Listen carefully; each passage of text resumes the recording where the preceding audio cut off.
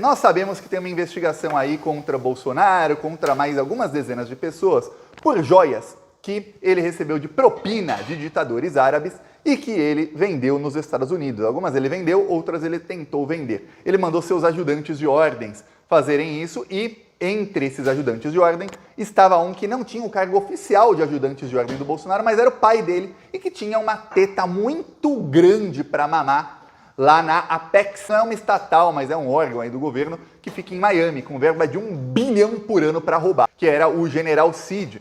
O General Cid ajudou aí o Bolsonaro, o tenente-coronel Cid, filho dele, foi preso, depois fez uma delação premiada, foi solto. Aí ele, como todo bolsonarista, ele mostrou, nem todo bolsonarista é muito burro, mas esses aí que a gente está vendo, parece uma competição. Nessa competição eu vi que o Cid estava ali cabeça a cabeça com a Carla Zambelli para ver quem é o bolsonarista mais burro, a pessoa mais burra do universo. O Cid ganhou, conseguiu voltar para a jaula e agora já fez uma nova delação. Depois ele prestou mais esclarecimentos à Polícia Federal e na semana passada a Polícia Federal fez uma live com ele praticamente. Os agentes estavam na rua onde há várias, é uma rua na Pensilvânia que tem várias lojas ali de joias e de penhores, né? A pessoa tem alguma coisa, está querendo dinheiro, tem um relógio, uma corrente, vai lá penhorar, isso é muito comum lá nos Estados Unidos, acho que no Brasil também, né? E aí quem quer vai lá nessas lojas para comprar alguma coisa. Pois bem, o Cid foi lá vender as joias para o Bolsonaro. Os agentes da Polícia Federal que estão nos Estados Unidos e os agentes do FBI juntos colheram o depoimento do tenente-coronel Cid, ou seja, ele fez uma delação também ao FBI. Então, agora, oficialmente, o Bolsonaro está delatado nos Estados Unidos. A investigação que tem contra ele e contra outros aí, o Ossef e outros nos Estados Unidos, além de estar avançando, agora você já pode saber, tem uma delação já, viu? E é uma delação despremiada, porque o Cid até pode ser que ele consiga aí a delação premiada, ou seja, o prêmio da delação dele no Brasil. Mas lá nos Estados Unidos, não, lá ele não vai ter benefício nenhum. Quem vai ter malefícios é o Bolsonaro. E aí, o Bolsonaro aí em pânico, ele está tentando mostrar força de todas as maneiras, foi para Aracaju, não conseguiu mostrar força para os seguidores dele, foi para Ribeirão Preto, não conseguiu mostrar força, ele está agora tentando marcar presença, ele junto com o Tarcísio, com o pessoal do agro, está tentando marcar presença em feiras do agro, tem várias feiras do agro agora em maio e junho, então ele quer marcar presença nas maiores que tiverem no Brasil, porque ele sabe que ali se tiverem 500 pessoas, 1000 pessoas ao mesmo tempo ali na feira, ele aparece, parece que esse pessoal tá todo lá para vê-lo, e aí ele pode falar, olha o Datapovo, enquanto isso Lula não pode nem sair na rua, sendo que quem aí saiu na rua em Aracaju e foi vaiado foi o Bolsonaro. Então a coisa tá ruim, viu? Tá muito, muito ruim para ele. E aí, enquanto isso, a Michelle fugiu para o hospital, correu para o hospital, fugiu não posso falar, correu para o hospital, tá lá, disse que está em isolamento. Isolamento é aquela chave, é aquela palavra-chave para dizer para a Polícia Federal, não me prendam agora, ó, vocês vão se contaminar. Tá lá em isolamento, ainda tá desaparecida a Michelle. Depois que ela publicou que estava no hospital, eu fui aí nos stories dela todos os dias. Ela não publica mais foto dela, vídeo dela, só publica outras coisas. Que você vê aí que é videozinho de outras coisas, tudo mais. Publicou vídeo de uma cantora gospel, mas nada com ela. Outras coisas, vídeo que você sabe que é a assessoria que está publicando e não ela. Ou seja, estranho, né? Deu uma sumida aí a Michelle Bolsonaro. Evitou passar vergonha junto com o Bolsonaro em Aracaju, porque olha, se o Bolsonaro passou vergonha lá, a Michelle ia passar bem mais. Bem mais. Enquanto isso, o que o Bolsonaro está vendo aí é que, em parte da imprensa, que o defendia aí com unhas e dentes, o que está acontecendo é um abandono geral. Hoje os veículos que mais defendem o Bolsonaro realmente são Revista Oeste, Gazeta do Povo e um pouco a Jovem Pan. Eu vou falar um pouco a Jovem Pan porque a Jovem Pan foi cancelada pelos bolsonaristas. A Jovem Pan conseguiu ali ter um canal de TV que conseguiu a façanha de zerar a audiência durante o governo Bolsonaro. E aí depois, no primeiro ano do governo Lula, a Jovem Pan até chegou a crescer a audiência em determinado ponto, mas depois zerou novamente, porque os bolsonaristas cancelaram a Jovem Pan porque ela mandou embora vários bolsonaristas. A estratégia aí da rádio foi o seguinte, entregar os anéis para ficar com os dedos. Por quê? Porque o Ministério Público pediu a cassação da concessão da Jovem Pan.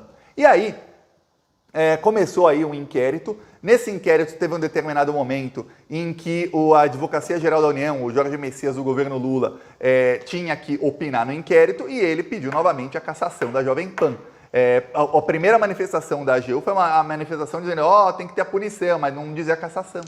praticamente diz, não tem que caçar não. Aí depois ele foi pressionado e aí ele foi bem mais direto, tem que caçar sim a Jovem Pan. Então continua aí o inquérito que pode caçar a concessão deles. Só que saiu notícia essa semana de que a Jovem Pan perdeu 27 milhões de reais só em 2023, sem a mamata do governo Bolsonaro que eles davam para a Jovem Pan e sem as receitas do YouTube. Por quê? Porque o YouTube passou a fazer propaganda da Jovem Pan. Teve uma pesquisa que saiu no portal Intercept que mostrou o seguinte, uma pesquisa feita na Ásia.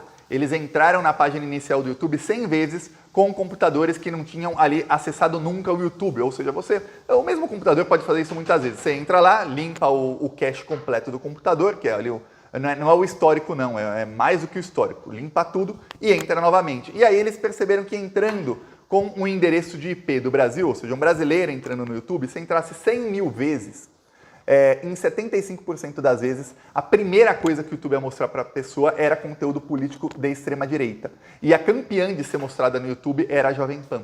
E nada, absolutamente nada justificava isso. Você podia ver o engajamento, número de likes, número de comentários, qualquer coisa, qualquer métrica da Jovem Pan não justificava o YouTube mostrar tanto, a não ser que alguém dentro do YouTube Brasil tenha apertado um botão e dito, coloque mais esse canal aqui. Publique mais vídeos desse canal, mostre mais esse canal para as pessoas. Assim como eles podem lá numa rede social qualquer marcar um canal ou um perfil como, isso aqui é spam, diminui o alcance, eles também podem fazer o oposto. Eles dizem que não, e aí, talvez para os parlamentares, para os congressistas que não entendem muito aí de programação, de rede social, talvez eles acreditem. Mas a verdade é que dá. Do mesmo jeito que você pode cortar, você pode ampliar o alcance. E aí o que aconteceu? A Jovem Pan acabou desmonetizado. Eles, olha, inúmeras vezes eles foram contra as diretrizes da plataforma, até que eles viram que eles teriam problemas, a empresa Google, com o Supremo Tribunal Federal, porque, olha, vocês continuam monetizando. Uma coisa é você manter o conteúdo ali, o que já está errado. Outra coisa é você continuar monetizando o conteúdo golpista. Eu não vou nem falar do conteúdo antivacina, do conteúdo lá, na época da Covid, pró-cloroquina, ivermectina, não vou nem falar disso, que era coisa que matava pessoas diretamente, mas vocês estão também monetizando gente que está pedindo golpe de Estado. O Constantino foi na Jovem Pan falar que, olha, tem que ter um derramamento de sangue, as pessoas têm que se revoltar, tem que invadir o STF, e aquele vídeo foi monetizado, a Jovem Pan ganhou dinheiro para aquilo. Aí a Jovem Pan percebeu e o que aconteceu foi, eles começaram a demitir, só que já era tarde demais, foram desmonetizados e aí perderam 27 milhões em receitas no ano passado.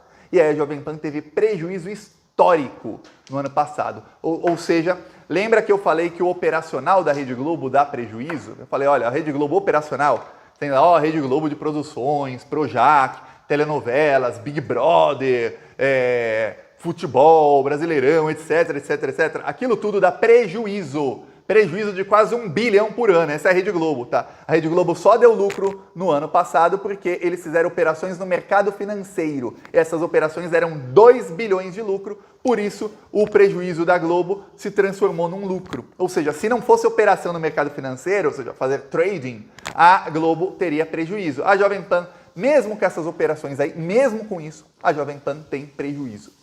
Teve um prejuízo histórico aí em 2023, está à beira da falência. Lembrando que um dono da Jovem Pan chegou aí a confessar ao vivo que ele usou dinheiro, ou seja, dinheiro aí da monetização, etc., para financiar atos terroristas. Patriotas aqui de Itapetininga poderiam ser prejudicados. Eu contribuí, deputada. Pode me denunciar. Eu contribuí, entrego o recibo para a senhora. Pode vir buscar aqui. Eu ajudei. Não tenho medo de assumir o que eu faço. Tá lá. Se eu tiver que ser preso porque eu ajudei alguns patriotas a irem para Brasília fazer protestos contra um governo ilegítimo, que eu seja preso, deputada, não há problema nenhum. Ainda não foi preso aí o dono da Jovem Pan em Itapetininga, mas muito em breve será, viu? Então você vê aí que até as redes de apoio ao bolsonarismo estão aí cada vez piores. O fato é que nas redes sociais eles estão crescendo muito. Pelo menos o pensamento fascista, só que esse pensamento fascista que eles estão aí crescendo na população já não é mais atrelado ao nome Bolsonaro. Perceberam aí que vai dar ruim.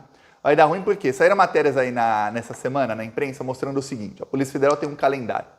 Em maio eles esperam indiciar o Bolsonaro e outros aí pelo caso das joias. Então, essas são as últimas diligências, estão colhendo o depoimento dos funcionários aí das lojas de joia. Deve ser, ó, você lembra de fulano que veio aqui, ó, ele veio vender a joia? Lembro. Ah, tá. Ele pagou como? Como é que ele não... Ele pagou a cartão, pagou a dinheiro? Quanto é que ele deu? Cadê o documento aqui da compra? Ah, alguém vendeu o relógio? Ó, foi vendido no dia tal para outra pessoa. Quem comprou? Ó, comprou aqui o senhor Frederick Wassef. Lembra? O Cid comprou, o Cid vendeu e o Wassef recomprou. Só que tem um relógio que está perdido. A Polícia Federal vai atrás. Não pense que não. A Polícia Federal vai atrás do relógio que tá perdido. Tem um relógio no valor de 68 mil dólares que o Bolsonaro não devolveu, que o Wassef não conseguiu recomprar. A Polícia Federal vai nessas lojas e fala, tá, quem recomprou então? Será que não foi algum bolsonarista? Ou foi algum americano, ou alguém na Pensilvânia que estava querendo um relógio novo caríssimo, foi numa loja de penhores e falou, nossa, um relógio Philip Patek. Que bonito, nossa, meu tamanho não, você pode mandar colocar o tamanho que for, né? Olha só, ficou bonito, vou comprar, pode ser. Ou pode ser algum outro bolsonarista que comprou para eliminar provas, pode ser. A polícia ficará sabendo. O fato é que a delação do Cid vale nos Estados Unidos também. Aí, o calendário também mostra o seguinte, deve ser na segunda quinzena de maio, isso aí, porque eles só vão anexar o que encontraram agora na investigação. A não ser que eles encontrem alguma coisa nova aí que seja muito cabeluda. Mas a tendência é que se encontrarem alguma coisa nova, finalizem essa investigação e aí iniciem outra. Até porque vai se iniciar uma investigação na Polícia Federal sobre a origem dessas joias. Foi propina? Não foi? Por que um ditador dá tanta joia para o Bolsonaro?